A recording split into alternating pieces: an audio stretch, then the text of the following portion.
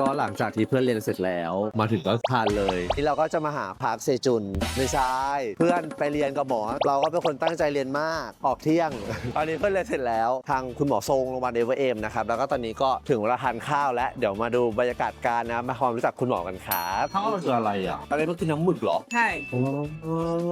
ที่ปกติเอาไปเสียนะคะ อ๋อเราใช้น้ำหมึกในการเขียนเหรอ